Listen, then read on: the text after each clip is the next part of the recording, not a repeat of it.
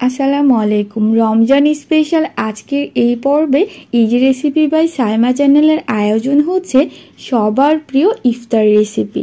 এটা হলো বিফ শাহি হালিম রেসিপি। হালিমটা আমি খুবই সহজভাবে তৈরি করে দেখাবো আর একদমই শর্টকাট বলছি এই কারণ আমি দোকান থেকে কিনে আনা রেডিমিক্স হালিমের প্যাকেট দিয়ে আজকের হালিমটা তৈরি করব। তবে এটার স্বাদ হবে রেস্টুরেন্টের স্বাদের চাইতেও হাজার গুণে অনেক ভালো। তো আমি রাঁধুনি হালিম মিক্সটা প্যাকেটটা নিয়ে নিলাম। আর প্যাকেটটা খোলার পরে আমরা সবাই জানি এটার মধ্যে দুটো প্যাকেট থাকে। একটা প্যাকেটে চাল আর ডালের মিশ্রণ থাকে, অন্য আরেকটা প্যাকেটে মশলা থাকে। যেই প্যাকেটটাতে চাল আর ডালের মিশ্রণ রয়েছে সেটা আমি একটা বাটিতে নিয়ে নিলাম। এখন কিছুটা পানি দিয়ে চাল ডালের মিশ্রণটাকে কিছু সময় পর্যন্ত ভিজিয়ে রাখবো। দেখতেই পাচ্ছেন কতটুকু পানি দিয়েছি। পানির পরিমাণ কম বেশি হলেও সমস্যা নেই। আর এমনভাবে পানিটা দিতে হবে যেন ডালটা পানির মধ্যে ডুবে যায়। যেহেতু অনেকটা জমাট বেঁধে গেছে তাই আমি একটা হ্যান্ড রিক্সের সাহায্যে একটু ভালোভাবে মিক্সড করে এভাবে ভিজিয়ে রেখে দিব। তাহলে দেখা যাবে খুব সহজেই রান্না করা যাবে। আর অন্য আরেকটা প্যাকেটে দেখতেই পাচ্ছেন রেডিমিক্স মশলাটা রয়েছে। এইদিকে আমি হাফ কেজির মতো গরুর মাংস নিয়ে নিলাম। আর গরুর মাংসের পিসগুলোকে আমি একদমই পাতলা করে কেটেছি, তার কারণ হচ্ছে এটা খুব সহজেই সেদ্ধ হয়ে যাবে। তারপর এক এক করে এর মধ্যে আমি মশলা ব্যবহার করব।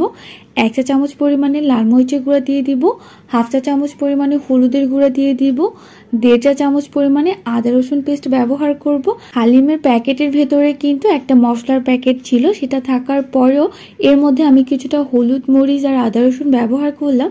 তার কারণ হচ্ছে ডাল দেওয়ার পরে শুধুমাত্র প্যাকেট মশলাটা ব্যবহার করলে হালিমের কালারটা একদমই ফ্যাকাশে মনে হয়, যে কারণে কিছুটা এক্সট্রা মশলা ব্যবহার করলাম। তারপর এর মধ্যে লবণ দিয়ে দিলাম।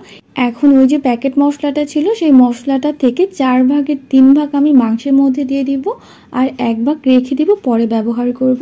মশলা দেওয়া হয়ে গেলে হাত দিয়ে খুব ভালোভাবে এটাকে মেরিনেট করে নিব। আগে থেকে মেরিনেট করে রেখে দিলে রান্না করার পরে খেতে অনেক বেশি ভালো লাগে। কিন্তু অনেকেই দেখা যায় মাংসটাকে আগে থেকে মেরিনেট করে না রেখে একদমই চুলায় রান্না করতে চলে যায়, কিন্তু আমি সবসময় এভাবেই করি। চুলায় একটা প্যান বসিয়ে দিলাম, তারপর রান্নার সয়াবিন তেল দিয়ে এর মধ্যে 2টো এলাচ, দারুচিনি, তেজপাতা দিয়ে দিলাম। যখনই তেলটা গরম হয়ে গেল তখন এর মধ্যে আমি কিছুটা পেঁয়াজ কুচি দিব। এর মধ্যে আমি 5-6টার মতো পেঁয়াজ কুচি করে দিয়েছিলাম। এইবার পেঁয়াজগুলোকে গরম তেলে ভেজে একদম পেঁয়াজ বেরেস্তা করে নিতে হবে। তারপর আমি ওই যে মেরিনেট করা মাংসগুলো ছিল সেগুলো এর মধ্যে দিয়ে দিব। তারপর গরম তেলে কিছুটা ভেজে নিব। গরম তেলে মাংসটাকে কিছুটা ভেজে নিলে রান্না করার পর খেতে ভালো লাগে। মাংসটাকে এই অবস্থায় কোনো রকম পানি ব্যবহার করব না, এইভাবেই গরম তেলে 2-3 মিনিটের মতো ভেজে নিব। এখন আমি একটা ঢাকনা দিয়ে ঢেকে রেখে দিব।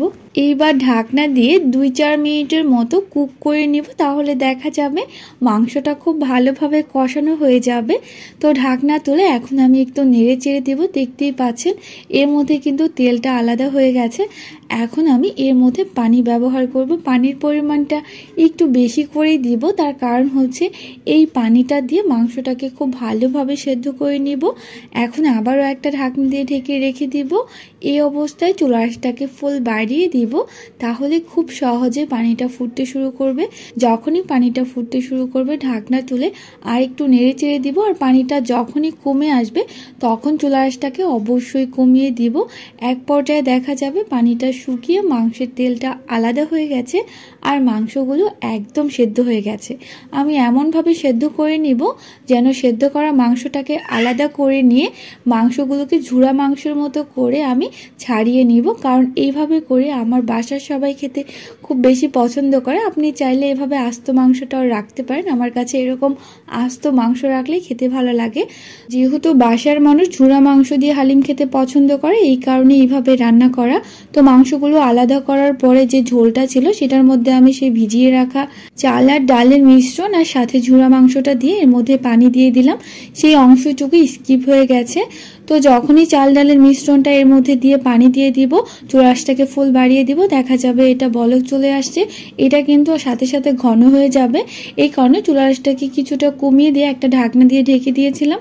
2-3 মিনিট পরে ঢাকনা তুলে এখন এটাকে অনবরত নেড়ে চেড়ে যেতে হবে, কারণ চাল ডালটা সেদ্ধ হয়ে আসবে আর হালিমটাও ঘন হয়ে আসবে। এই অবস্থায় নিচের দিকে লেগে যাওয়ার সম্ভাবনা অনেক বেশি থাকে, যে কারণে অনবরত নেড়ে চেড়ে যেতে হবে।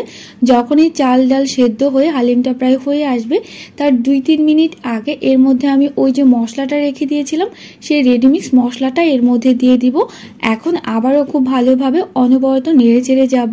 হালিমটা খুব বেশি ঘন হলে যদি আপনার কাছে ভালো লাগে তাহলে আপনি সেই অনুযায়ী ঘনত্ব তৈরি করবেন, আর যদি পাতলা খেতে ভালো লাগে তাহলে পাতলা করবেন, কিন্তু হালিম তো পাতলা ভালো লাগে না, একটু ঘন হলেই ভালো লাগে।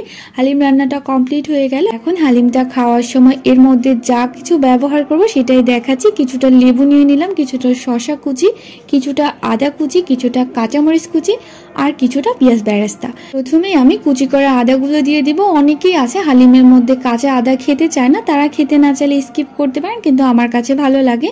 এখন আমি এর মধ্যে দিয়ে দিব কিছুটা কাঁচামরিচ কুচি আর কিছুটা ধনিয়া পাতা কুচি। কাঁচামরিচের পরিমাণটা যত বেশি দিব খেতে তত বেশি ভালো লাগে। আমার কাছে সবসময় ঝাল ঝালই পছন্দ, আপনি চাইলে কাঁচামরিচের পরিমাণটা একটু কমিয়ে বাড়িয়ে দিতে পারেন। তারপর এর মধ্যে আমি দিয়ে দিব শসা কুচি। শসা কুচিটা কিন্তু অবশ্যই হালিমে ব্যবহার করতে হবে। এখন পেঁয়াজ বেরেস্তা দিয়ে দিব। পেঁয়াজ বেরেস্তাটাও একটু বেশি করে দিলে খেতে ভালো লাগে। তারপর এর মধ্যে লেবুর রস দিয়ে খুব ভালোভাবে মিক্সড করে হালিমটাকে খেতে পারেন। হালিম কিন্তু কম বেশি আমাদের সবারই পছন্দের, আর এইভাবে যদি আপনি হালিম তৈরি করেন তাহলে কিন্তু বড় বড় রেস্টুরেন্ট আর হোটেলের হালিমের চাইতেও 1000 গুণে অনেক বেশি মজার হবে। রেসিপি ভালো লেগে থাকলে প্লিজ অবশ্যই আমার চ্যানেলটি সাবস্ক্রাইব করে দিবেন, লাইক দিবেন, কমেন্টস করবেন। আপনাদের একটি লাইক আর কমেন্টস আমাকে অনেক বেশি উৎসাহ দেয়। সবাই সুস্থ থাকবেন, ভালো থাকবেন, আমার জন্য দোয়া করবেন। আল্লাহ হাফেজ।